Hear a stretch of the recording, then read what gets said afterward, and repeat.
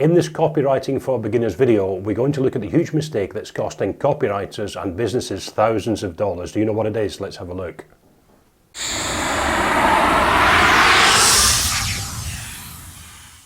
Hi, it's Les, and if this is your first time on my channel, please consider subscribing and don't forget to leave the video a thumbs up and a like and hit the bell notification so I can send you more stuff like this to help you. Now, let's talk about the biggest mistake that I see copywriters making, and this is a mistake that's costing copywriters and businesses a lot of money. And the mistake is talking about the features of a product way too soon in the copy. Now, what I mean by that, and it's quite understandable because it's very easy to get carried away with the features of a product, particularly if you've got a fantastic product and you're keen to tell the world about it. But by doing that, by diving straight into the features without earning the right to sell the product, you're actually shooting yourself in the foot. Okay, so what you need to do before launching into the features of the product, and in fact you don't want to just talk about the features, I'll come to that in a moment, so just hold on for that. What you want to do is you need to earn the right to be able to sell that product to your audience, okay? And the way you earn the right to do that is to look specifically at what your audience cares about most. In other words, if you can answer the why should I care, what's in it for me questions before you start selling the product, then you do a lot better. And I see a lot of copywriters and businesses making this mistake, diving straight into the features of the product without doing the groundwork within the copy first.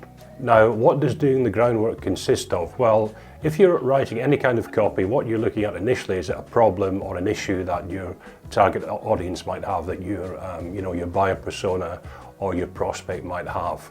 So first of all, you've got to identify that problem. What is the problem they're facing? Then you talk about the problem first of all. Show that you understand the problem, empathize with them, go into a little bit of detail to show them that you truly are on side with the issues they're facing. And then you present your product as the solution to the problem they've got once you truly understand the issue they're facing. Now, when you do introduce the product as the solution, big mistake I see people making is what we're talking about at the start is just talking about features. You don't want to talk about features. You want to introduce the features of the product, what it does, how the thing works, etc., etc. But what you must do every time is relate those features to benefits. And again, you're going back to answering the what's in it for me, why should I care questions, which is extremely important in copywriting. So instead of saying, my software is the fastest software in the world, you would say, my software is the fastest software in the world, which means, and then you launch into what it will do for the client.